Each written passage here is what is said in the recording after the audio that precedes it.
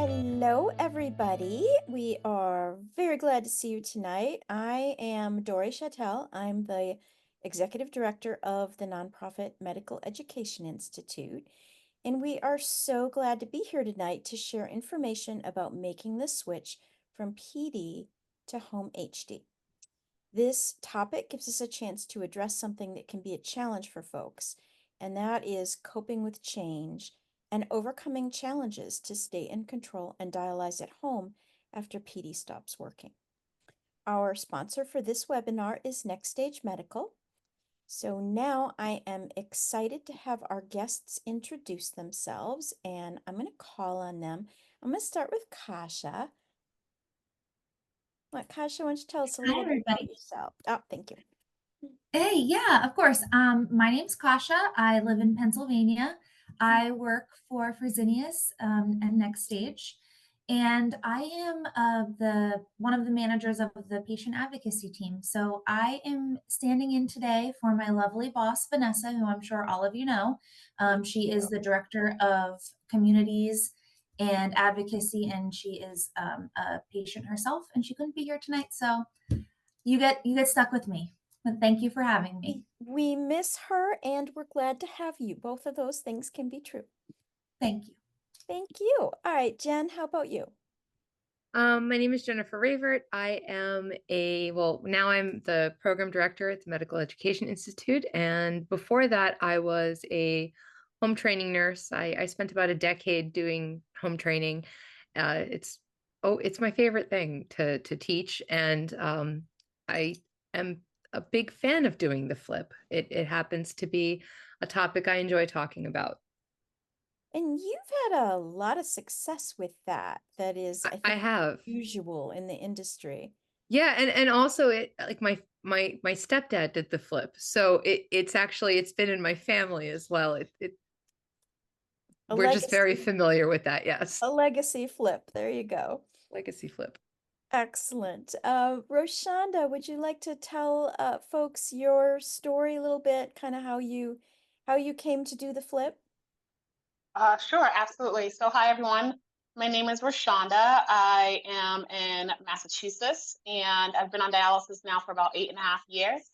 Um, my journey started when I was pregnant. I guess my daughter's 11, so almost 13 years, almost 12 years ago, I guess now, is when I was diagnosed with kidney disease during that pregnancy. I did a very short time in center. Once I was diagnosed, I immediately went to peritoneal dialysis or PD. I was on that for about 2.5 years before that started to fail. And I switched from that straight to home hemodialysis.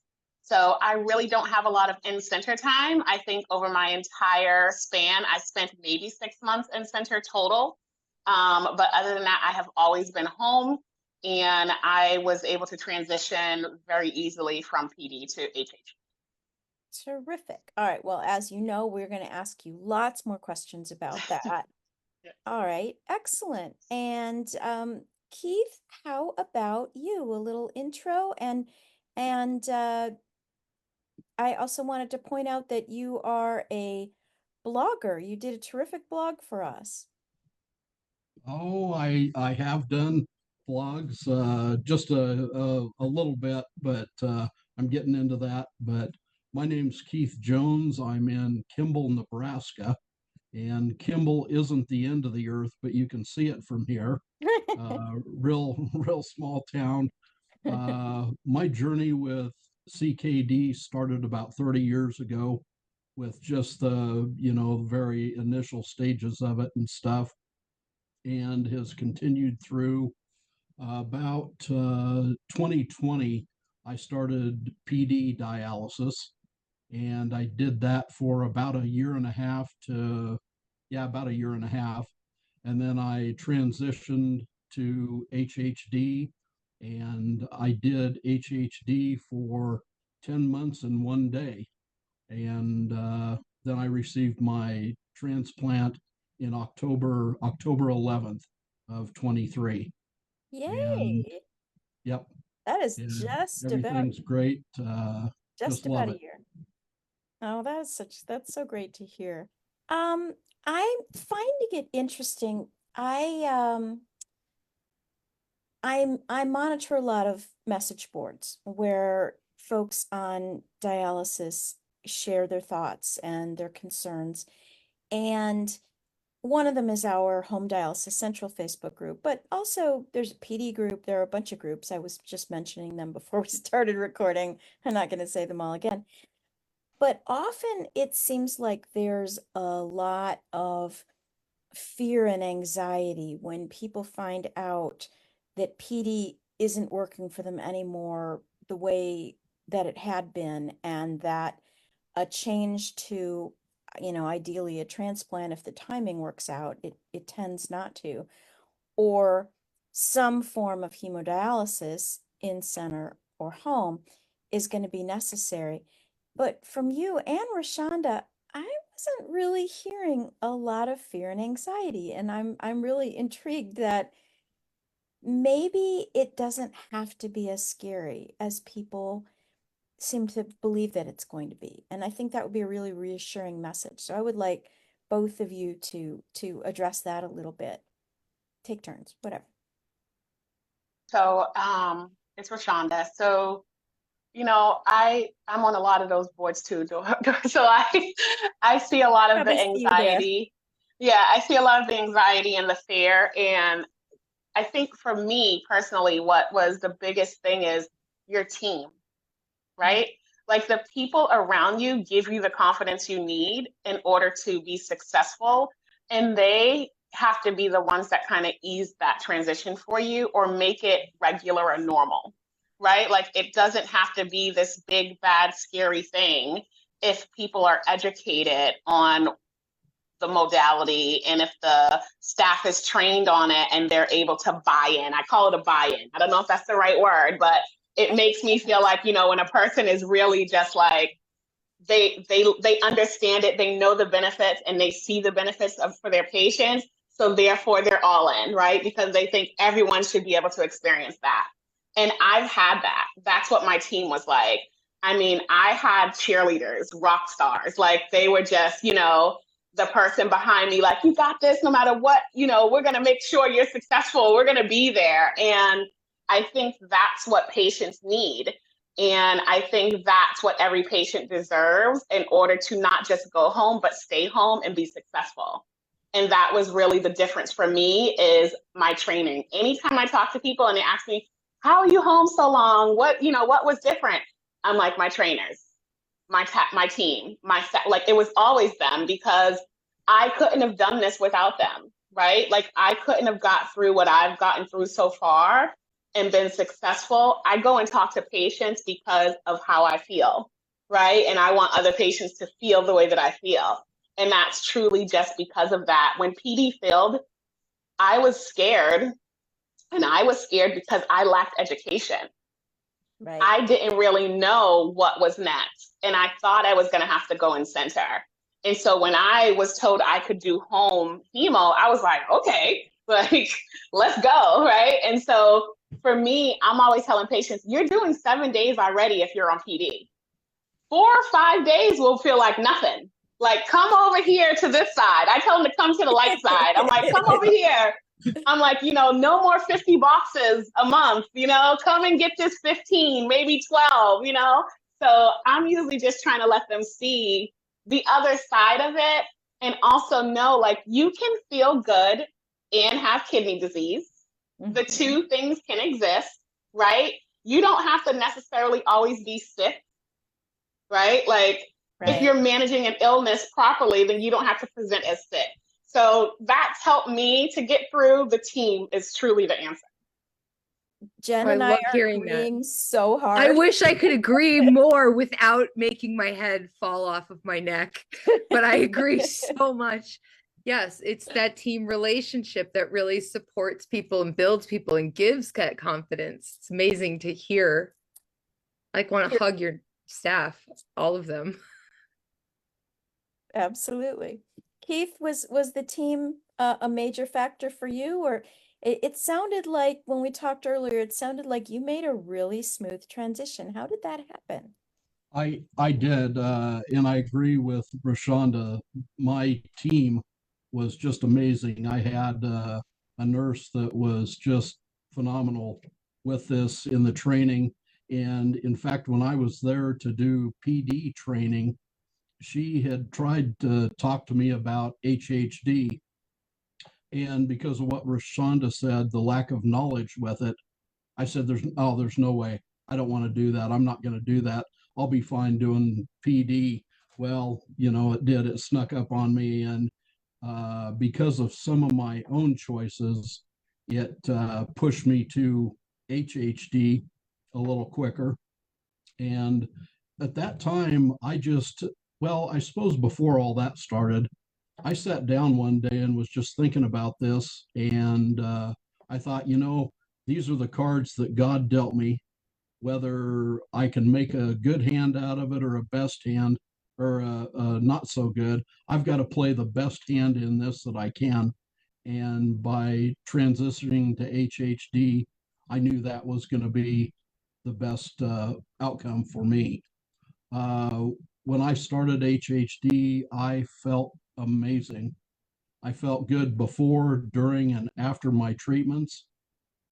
My doctor had me doing it 6 days a week for 2.5 hours a day.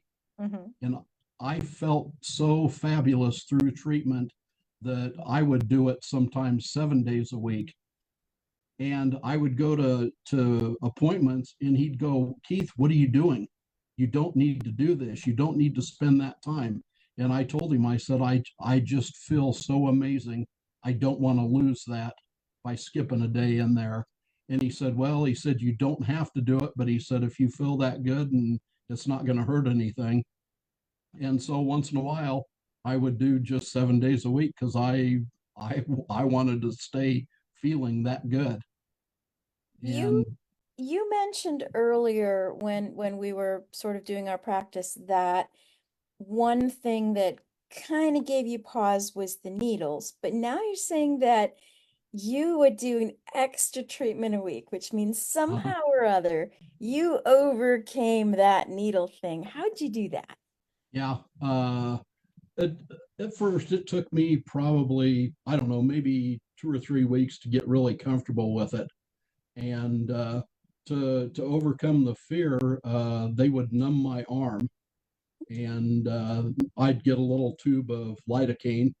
I can't remember the details about it, but about an hour before treatment, when I was here at work, I would rub that on and then put a piece of cellophane over my arm and leave it for an hour. By the time I got home, everything was numb. I'd get do the kind of the final setup for treatment, wash my arm, and boom, I'd have myself cannulated just like that. It was super easy So it didn't hurt. and Because didn't one hurt at thing all. people are afraid of is it's going to hurt. Those needles are big and they're scary. Yep. A lot of it too is just getting used with or getting comfortable with the process. Mm-hmm. And when after I got a month or two into it, I could cannulate my arm without the lidocaine, and so it Those was spots it get wasn't that. numb, don't Yeah. they? You don't Yep. you don't need it forever, but it uh does make a good bridge.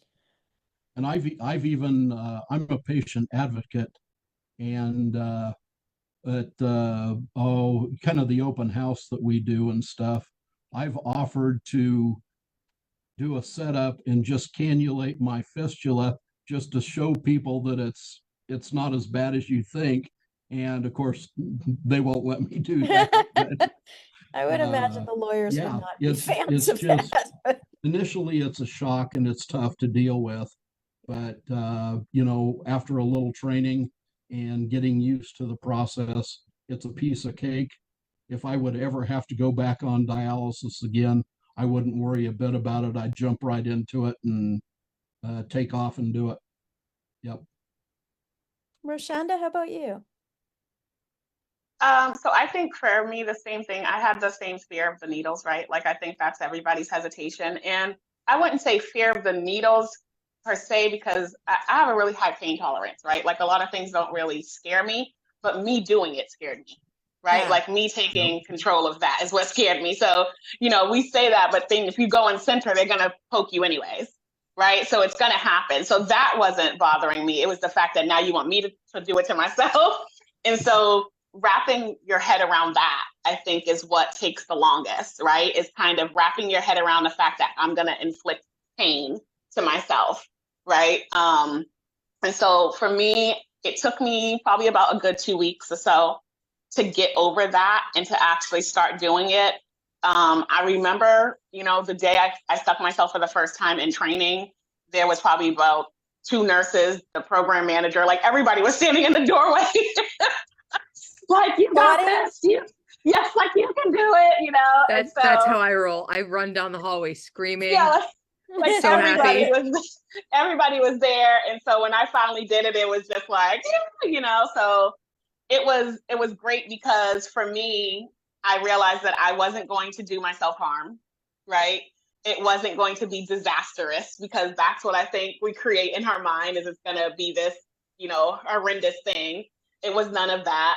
I went home with buttonholes when I first started. So for people who don't know what a buttonhole is, it's where you start with a sharp needle and you go in the same spot at the same angle a number of times until you basically create a tunnel similar to like your earring hole.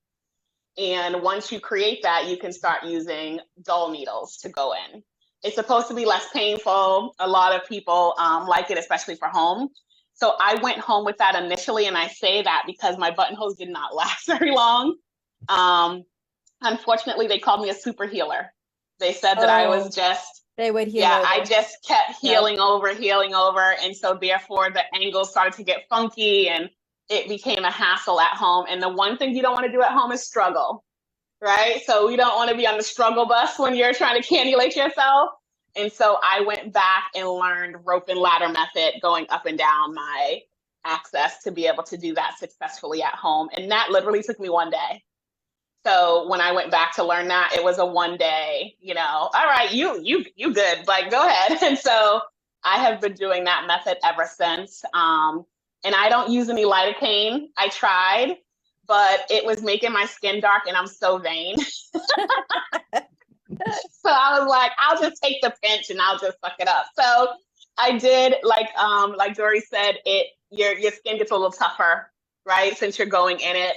So it's not the same as it was maybe day one. So it's a little bit easier for me to do now. And it's a non-issue at this point.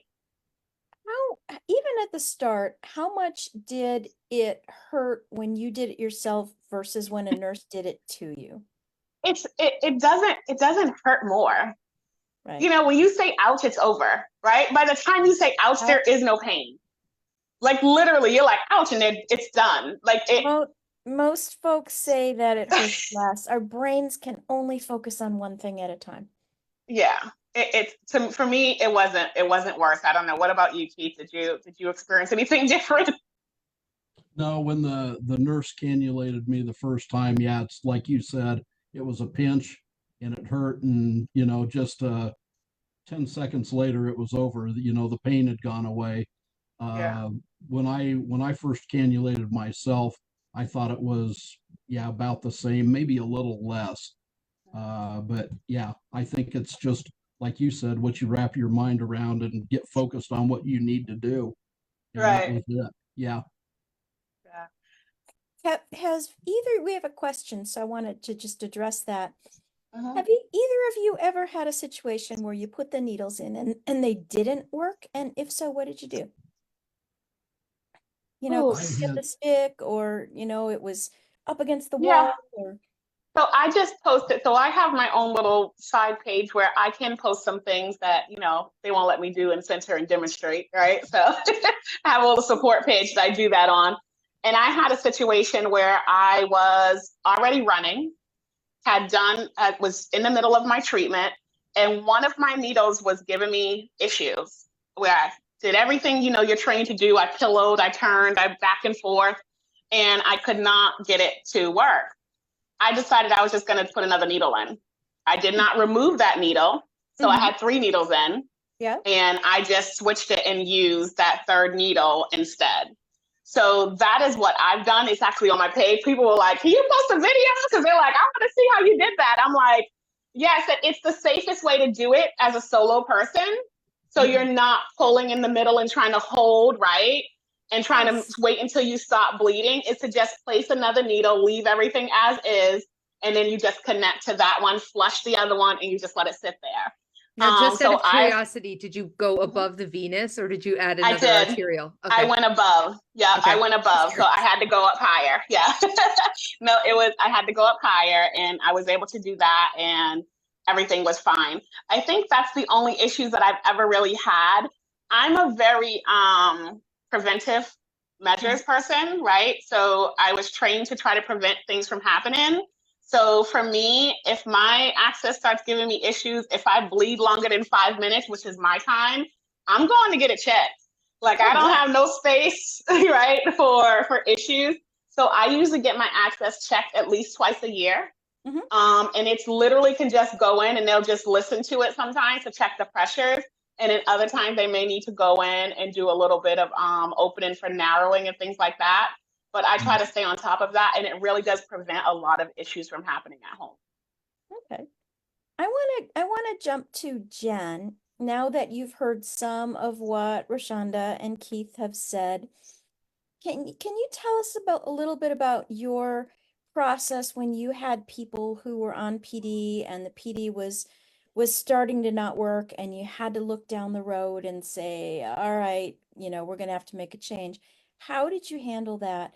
How were you so successful getting people to make that transition?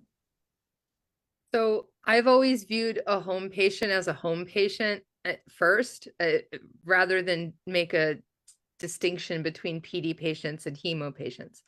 And I think for that reason, and also because I like the science of dialysis a little bit.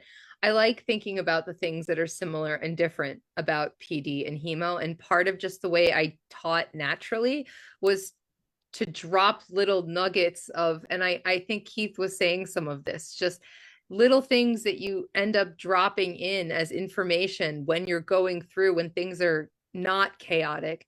When you start laying the foundations for that ahead of time, then when you actually get to the point where you need to make a change, nothing sounds that off to you. Nothing sounds that outrageous. And I think that makes it a lot easier to start actually working and doing the steps to get there. And one of the things, the other thing, and we were, Roshonda was talking about it, but we were talking about cannulation and how people have the fear. Well, the thing that I've done is I wanted to understand that better as a nurse, because how can you teach a patient how to do that if you've not understood that fear yourself? So I started doing my own lab draws, and I can tell you that, when you actually have the point where you have the needle up to your skin and it is a minute movement to push that needle forward and cannulate yourself or not, the hardest part, truly the hardest part, is the very first time you have to make that decision to just go for it. And I've done it myself. It's the closest to radical empathy that I was able to do for my patients. I still do my own lab draws, but the very first time you have that sharp object next to your skin, everything in your body, everything in your nervous system is telling you not to do that. So that's really the hardest part. That's worse than the pain, is that mental process. I love that you did that. I'm sorry. I will do it all day long. I love that you did that right now. I totally love that you did that. I'm like, I worked in the medical field with individuals with disabilities, and part of our training was to sit in a wheelchair for a day. Oh, really hard. Yeah, it's so hard, but it takes you to a different headspace, right? And you look at things. So I just appreciate the fact that you did that, or even willing to do that, just to understand what we're going through, because it helps, right? It totally helps us when you get it. And you're not talking to us, you're talking with us, you're speaking with us, because you can totally understand it. So I just want to say thank you, because I appreciate that. No problem. I mean, it was just a small little vessel, nothing like what you guys have, but but still, like you said, it's still, yeah. It's that pointy part that is. The pointy part, yes, it's very difficult. It's like being told to step off a bridge. I'm gonna ask Keith, and then I would also like to hear from Roshanda. But Keith, how was your day-to-day life and your quality of life on PD versus home hemo? And what sorts of things were you able to do and not do? How did life change going from one to the other? That was it was like night and day for me.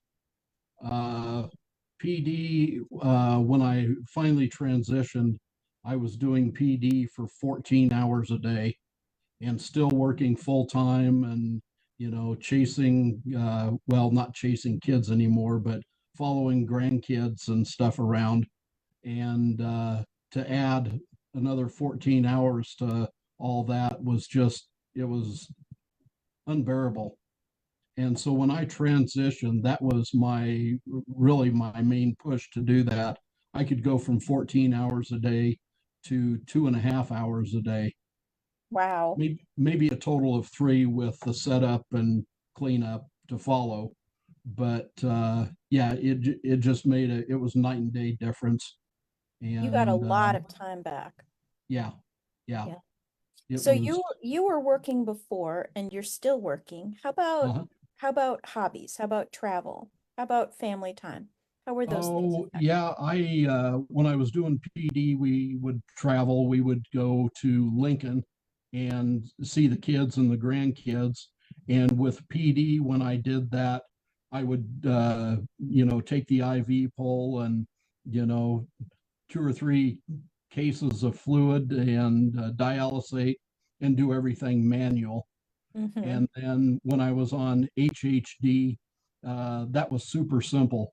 I would load the cycler into the car about a week or maybe 2 weeks ahead of time.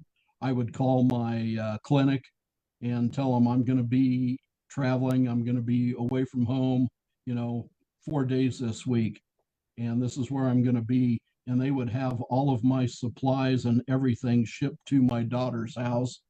And then when we would get there, I would take the cycler in, set it up. She had a bedroom set up for me, and I'd set everything up there and do my treatments 2.5 hours during the evening. Mm-hmm. And it was just awesome. The traveling part was super easy with HHD. So that was with the next stage machine, which is Next stage, yes. transportable. Yep. Not lightweight, but transportable. Yeah, and they have a oh kind of a special suitcase you can put it in and Mm-hmm. transport it.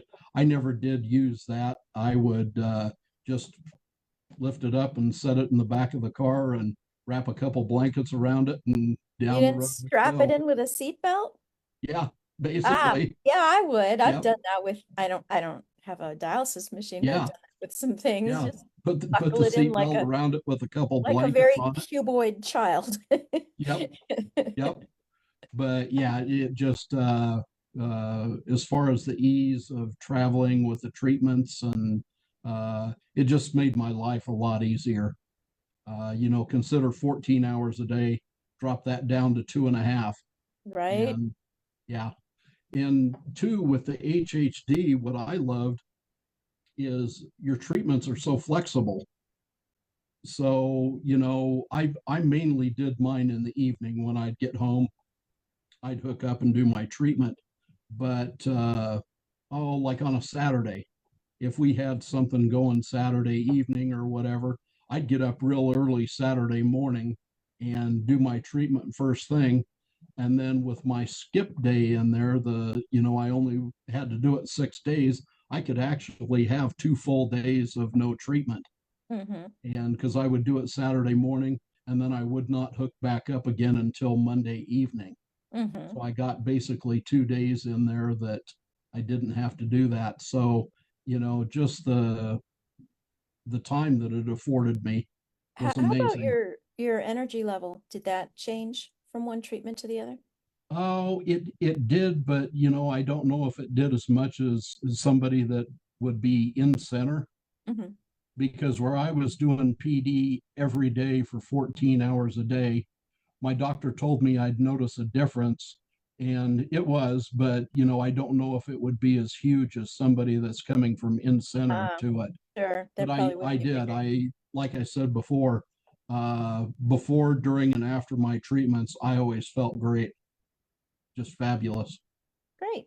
Yep. Rashonda, how about you? Quality of life, travel, being able to do So, things you want to do? so from when I was doing PD was rough for me. I started PD and I never really felt great while on it. I always just kind of felt okay. And I wanted to keep living life. So I stuck it out. I worked full time. Mhm. I also had a 2-year-old. And I did treatment starting about 10 hours was my treatment when Wow. I first Right. started. And I mean, it was great because I could sleep in the bed with my daughter, right? Like she could sleep with me. It didn't bother her. I could walk half of my house while hooked up, right? And still tend to her if she ran out. Like I could get her. Mhm. So it was what I needed at the time, right? Because it afforded me to be able to do some things that I wouldn't have been able to do on any other treatment.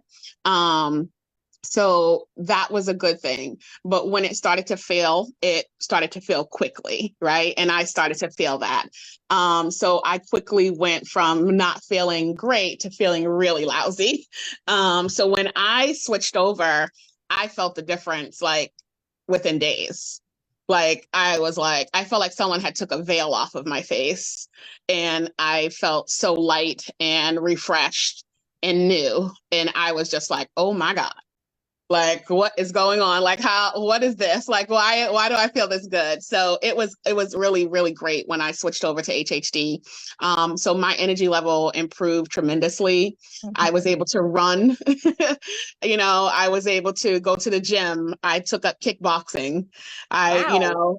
Yeah, like I did full kickboxing classes, 45 minutes, like I was like, this shouldn't be a thing, like this should not be a thing.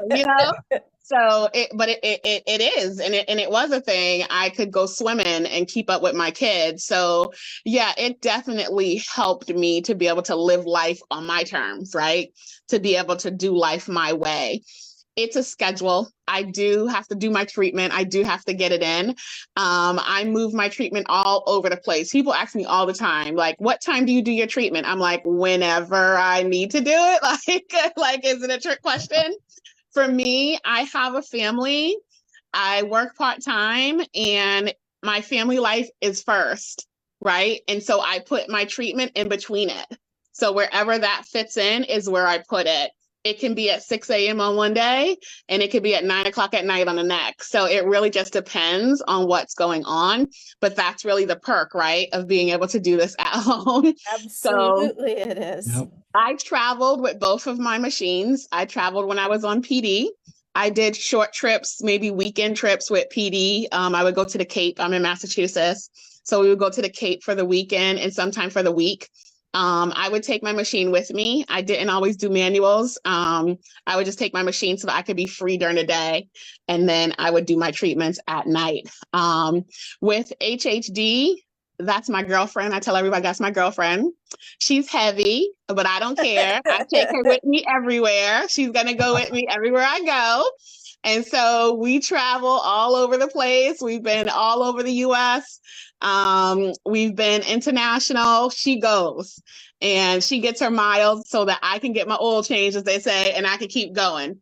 And I Good. love it What's because what's her name?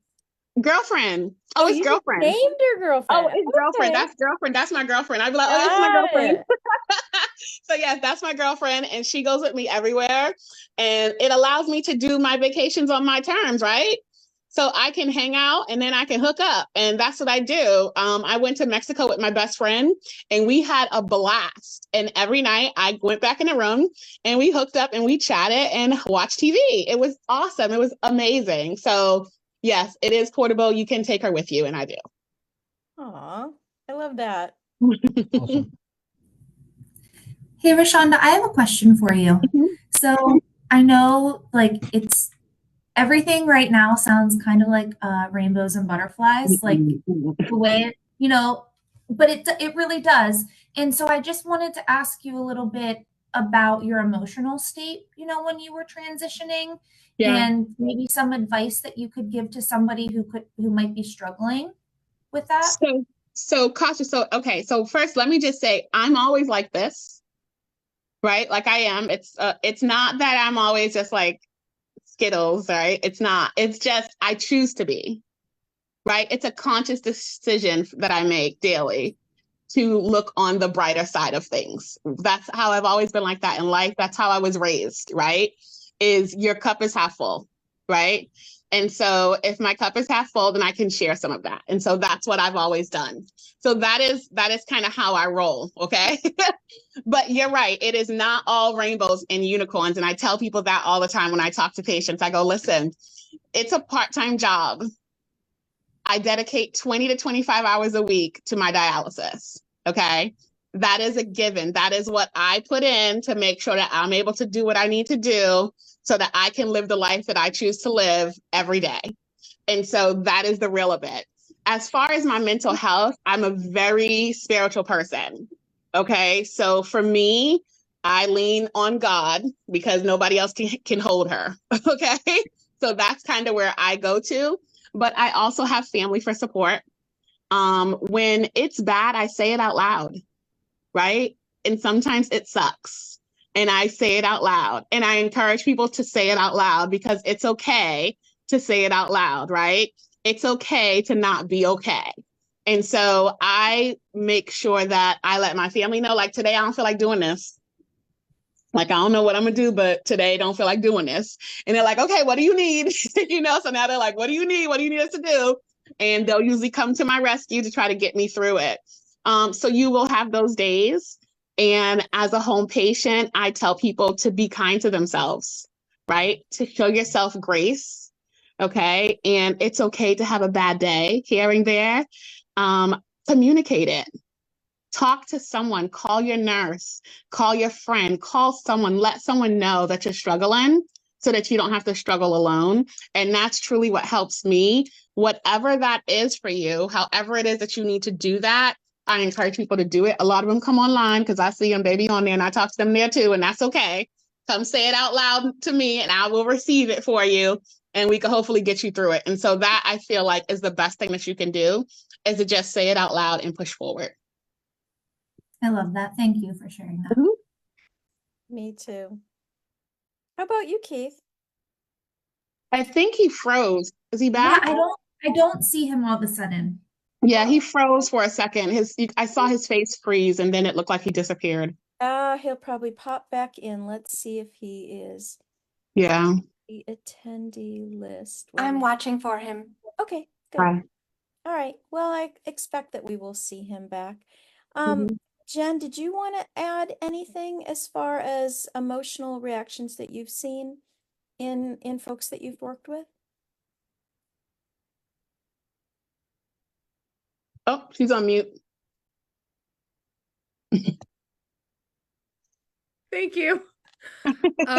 What I've seen is a lot of this is similar kinds of resilience, and I think people build that resilience, and I think it's kind of the job of the care team and whoever else you have in the background to support that resilience, and there are going to be days where it is okay to say this is really a lousy situation, this stinks, and then that's the first step to picking yourself up, dusting yourself off, and taking the next step forward.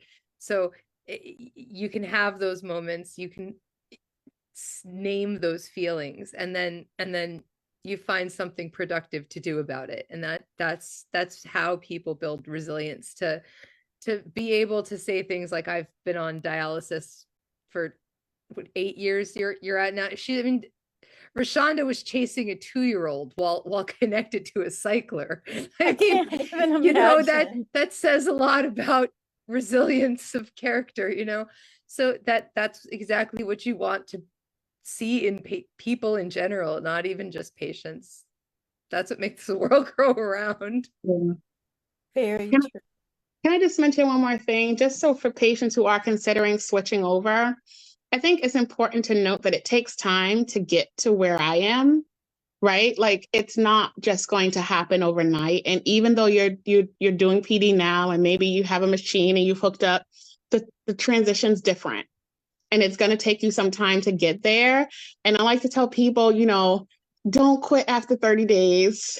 Don't even quit after 60 days, right? Get over the 90-day hump and then see me in 6 months. Like, just push through it, because it takes time to get into a routine and to fit it into your life.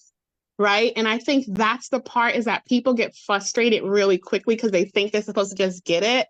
And it's not that simple. It takes a lot of repetition, and it takes time to carve out the space to put this in. Right. And now I've carved out that space, so it fits in there really nicely for me, but it took me time to get it here. So I don't want anyone to think that this happens overnight. Right. It took me time to get to this point. That's a pattern that we see just over and over and over in our Facebook group, which has, I don't know, 7,800 people at this point. So we've watched this pattern over and over and over. And it's a lot like during training, and training for home hemo is longer, as you know, than PD training. During training, people are overwhelmed. Oh my God, this is the hardest thing I've ever done, some people will say. And then those first few months at home can be really challenging. It's a lot to learn, it's a lot to do. We encourage people to make space in their day, even during training, to ask other people for meal trains, or cook ahead on the weekends, and say no to things that are not absolute obligations. Just clear the decks as much as you can, and expect to feel overwhelmed at some points. And that's what I think I heard you saying, is it is overwhelming at some points. Absolutely. At some points, it can be a lot, and that's to be expected, especially when you're trying to figure it out and figure out where it fits in your life, right? Because that's what we're all trying to do, is figure out how to fit it in. Yeah. And that's a thing that can be overcome, but I think it's easier to overcome it if you have that expectation up front. This Mm-hmm. is going to be a hill. I'm going to have to climb this hill. And then when I Mm-hmm. get to the top and I start going down the other side, it's going to be easier. Well, Yeah. right now it is a slog going up Right. that hill, and I'm Yeah. dragging this big You're machine with dragging that me. machine with you. Yeah, Exactly. you just are towing Exactly. it with a rope, and it's heavy. Yeah. This is Yeah. hard. It It is is. hard, It is. and it It is gets hard, easier. but it's so worth it. That's the important thing, is the Like, slog it's has to be worth it. it's so worth it. Like, I don't know how else to say it except it's so worth it. It's so worth it. It really is, for me to be here. When you really look at the life expectancy of a kidney patient, and Mhm. an in-center patient, right? And they say 5 years, right? Like, that's On the fact average, for on every average. person, even if they're 90 years old, yes, five, that's 5 years, the right? average And average, right? and so for me, I look at that and I'm like, I could have been in that 5%, right? Like, you could easily be in that 5%. And it's like, to not be in that 5% and to be able to live the life that I'm living, knowing that I have kidney disease, but I'm Mhm. still able to function the way that I function, right? That And to be there is just, it's the absolute most amazing thing. So it's worth it. that is something to be grateful for Yeah, every day. absolutely. Jen has a question, different Jen. Um, she said, assessing folks' coping mechanisms is important and has recently been highlighted in a study. And I'm sure she knows which study that is. And right this second, I do not. So she'll have to share that with me. How do you move folks? Jen, I think maybe this is a question for you. How do you move folks from avoidance and confrontation to acceptance or resignation? Hopefully acceptance, which I would argue is better than resignation. Where is this question, Dory? Is this on Facebook? This is in the Q&A section where we keep the questions, so you can read it if you like. But I knew who it basically, was as soon as you said it was from Jen. I said, I "Oh, know, it's right? Jen." But it's a great question because Oh, that's the crux of the whole flip, is how do you get people from avoidance to acceptance? so the first thing is that when people are starting to notice that PD isn't working so well, it's not this big secret to the patient. Okay, nobody thinks that they're feeling great when PD isn't working well. Um, And I don't think people think that it's necessarily normal to be spending half your day connected to a cycler. So with Or those more than two, half. or more than half your day connected to a cycler. So with those two things, I think that I think that no one's really it's not hard to move out of a place of avoidance when that's what they're actually seeing every day. So when you're talking about getting people to accept that they're going to need to make a change, I think that they're already starting to see those symptoms come back. They're starting to feel symptomatic. They're feeling not well. And that makes it a lot easier. One of the things that we're always talking about is reminding patients what their symptoms are, because people don't remember. And at the end of PD, what I tend to find is that people are experiencing a lot more symptoms. And a really good way of getting acceptance and resilience and building that is by naming the symptoms. And that kind of allows people to let go of whatever it was that they were holding on to with that modality before making the shift. Sorry for having a long answer. That was a really good question, Jen. That makes so much sense, and that kind of falls under what Rashonda was saying about speaking things, and speaking things out loud really is very powerful. So the next thing I'm going to ask Rashonda to speak out loud for us is, what sorts of resources or information or advice maybe do you wish you'd had, or would you like to share with other folks who are facing this choice? What was helpful, or what would have been helpful that you wish that was available? So whenever I look back over my journey, I think one of the biggest things that stands out for me, which I find that is not necessarily an issue right now as large as it was, is no one told me PD was going to fail. We hear that a lot, and we do tell people. So I feel like that has changed a ton. Good. And people are being informed that PD is not your forever treatment. Right. And I think that, that for me would have changed the way that I think I went about PD, trying to hold on to it as long as I did, and causing myself a lot more grief than I really needed to cause. I also think that preparing your patients for the next step as soon as possible to prevent CVC catheters and things of that nature, right? Like no one needs to have that thrown in, as they say in the hospital. It is still another surgery. We don't need it. So preparation, I wish I had my access earlier. So there's some things that have changed, I think, tremendously. I've seen it. But those are probably the two biggest things that stuck out for me. When I was going through my transition, that wasn't necessarily done the way that I would have liked it to be done. But I also think you need to find your village, find your people, right? Like reach out and create a village. It does not have to be your house. It does not have to be your immediate family, right? But put on a shirt that says, I do dialysis at home. You'll be surprised what will happen in the supermarket, and you'll find your people. And I think that will help you through this journey once you find your people. Excellent, excellent advice. That is very true. All right. So he's back. If he's on, I can see him if he's still there. Excellent. Well, then let's ask. We were having a thunderstorm and everything went out here. I apologize. Oh, not your fault. I'm glad it wasn't a tornado and that I know, I you're was going to back with us, say so- Yep. Midwest and tornadoes and Right? Yep.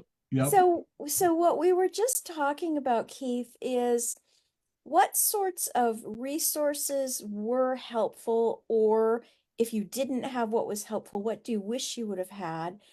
And what sort of advice, or basically what do you know now that you wish you would have known before this whole, at least before the switch from PD to home hemo journey?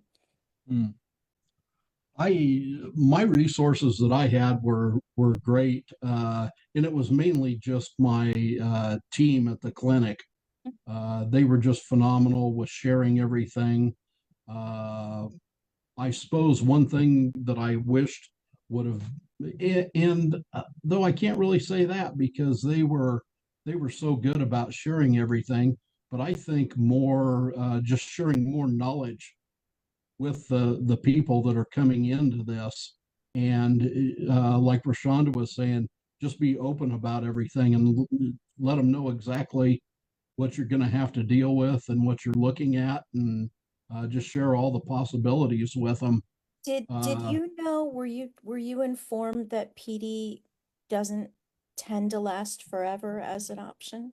I was. You were, okay. I was, but Good. Good, my whole goal behind all this was I had it in my mind that I was not going to do this forever, and that I was going to get transplanted, and everything was going to go back to normal.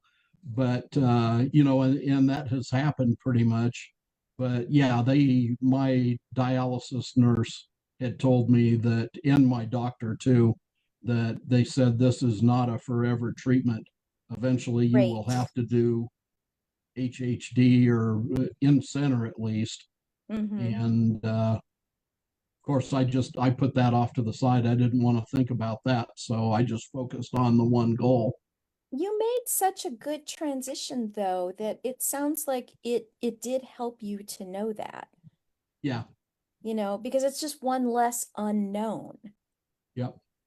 Yep. It's like, okay, I've got a map and right now I'm here and then I want to get there and in between I might need to go here, This but is I what you have to know do to that get that might there. happen and that's a big, big difference Yeah. from, you know, And finding that out out of the blue.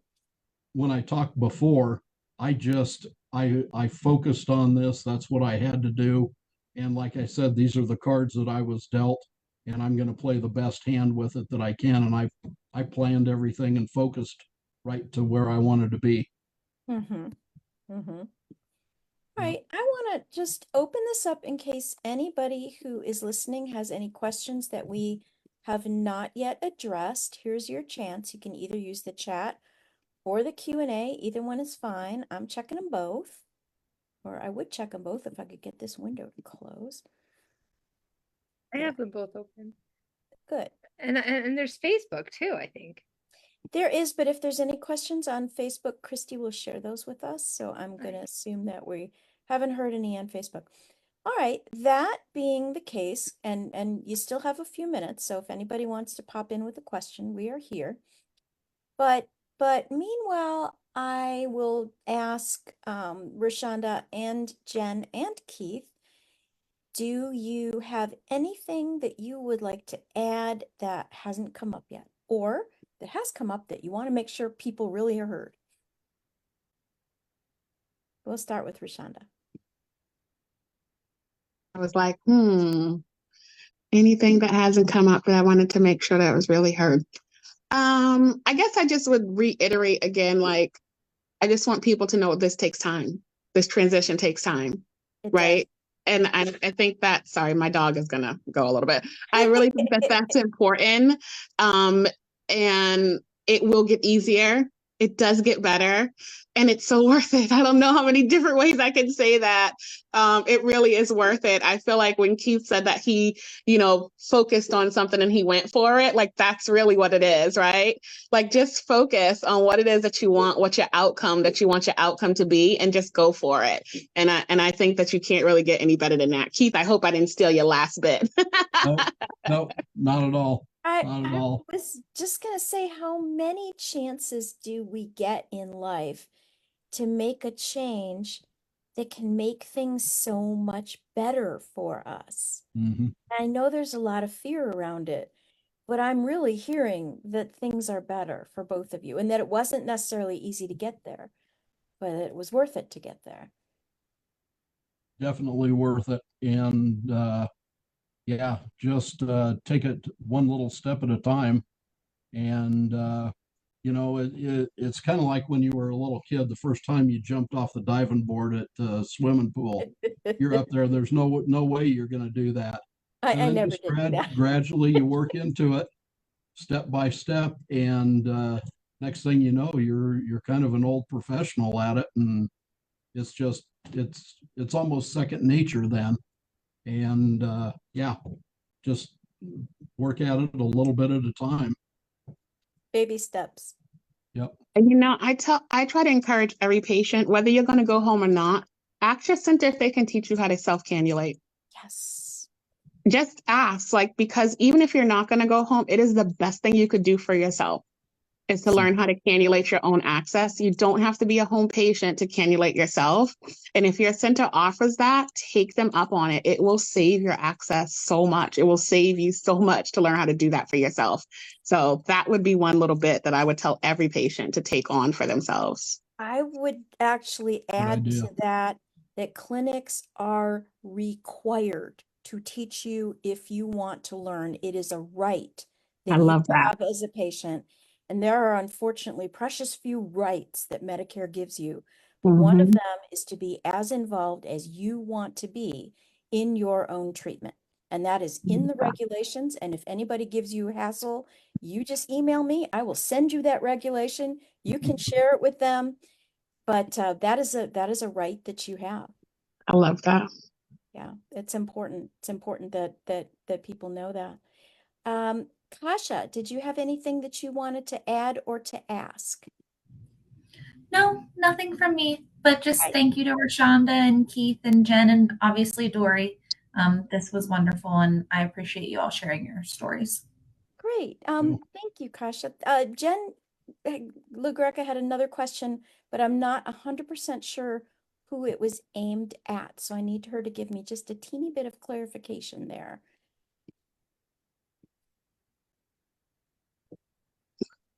If she's still here doing that.